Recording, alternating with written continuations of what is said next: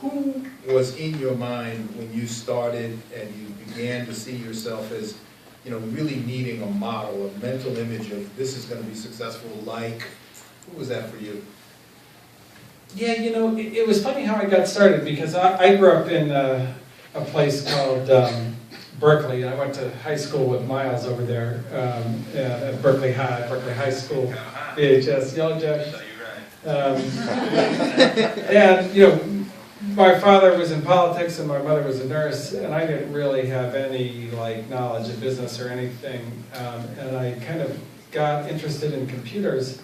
But I didn't know what a company was or anything like that, because nobody in my family worked at a company. I wasn't like a kind of company sort of person. And I got this job at a company called Silicon Graphics.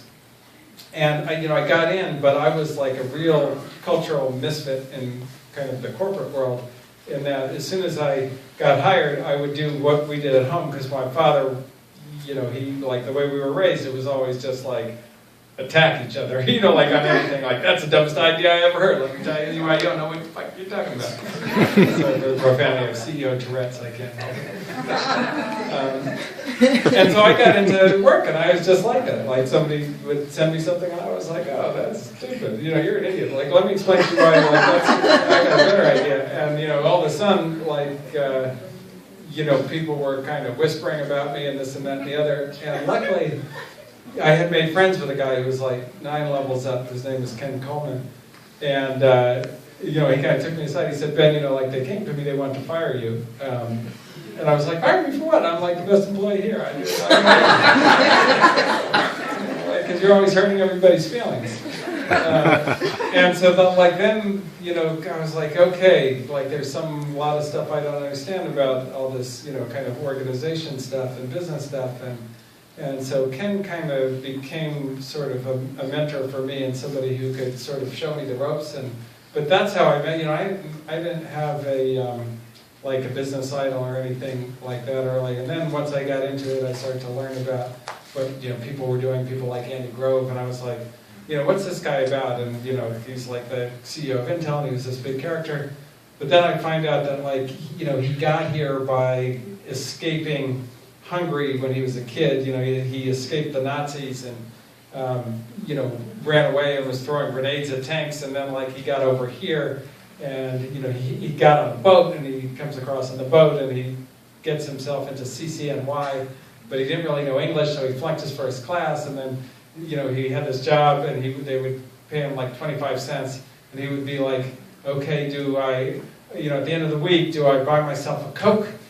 Or do I, like, send that nickel home? You know, and he was kind of had that kind of life, and I was like, wow, this guy's so interesting. And so I kind of learned about him and what he did, and then he had written a book or two, and so I read those books like 12 times just to kind of get it into my head, and then I kind of learned how to do that.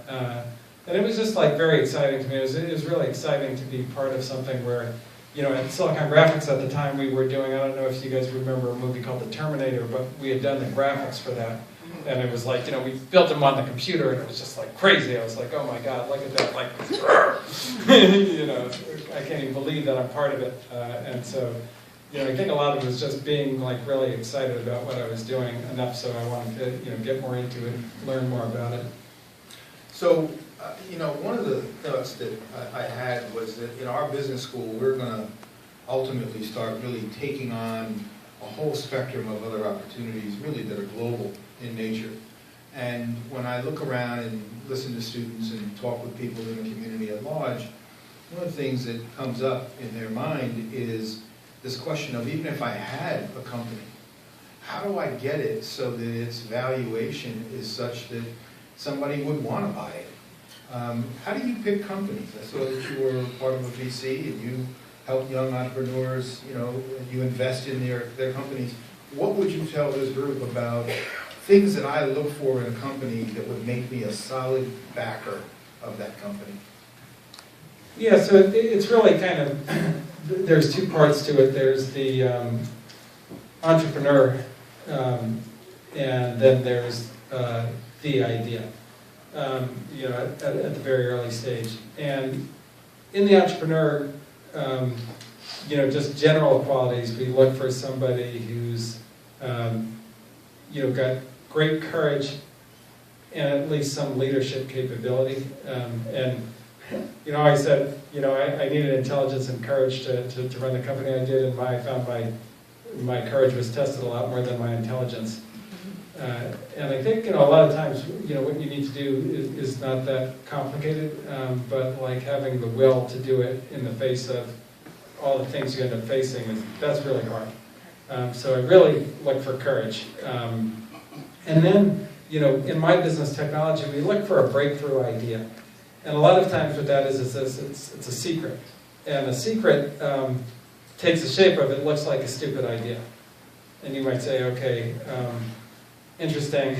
Like, if it looks like a good idea, you know who does it? Like Apple, Google, IBM. Like, big companies can do ideas that look like good ideas because they're obvious. Oh, you know what I'd really like? I'd like a cell phone with a battery that lasted longer. Well, guess who's going to do that? Like, Apple's going to do that because it looks like a good idea, so like they're going to do it. But what I'm looking for is people who have good ideas that look like bad ideas. Like, for example, I see Mabu back there, Rap Genius. Like, how about we're going to put up a site to interpret rap music. Like, wow, that seems like a bad idea as a business. But it really turns out to be a good idea. And let me tell you why. Because one, or I think it's a good idea, that's why I invested in it. But the reason it's a good idea is, number one, they hadn't just put up a way for you to say what you think a rap lyric means. They did it in a way where when you go on the site and you click on a rap lyric, like, they usually have the exact right meaning. And if you think about that problem from scratch, how do you get a community, a group of people, not to comment on a lyric, but to somehow sort out and get to the right answer? That's pretty hard. And I had some knowledge enough knowledge of the rap game, and then I had some friends who could help me go, no, like, wow, no, line after line after line, lyric after lyric after lyric, these guys keep getting to the right answer.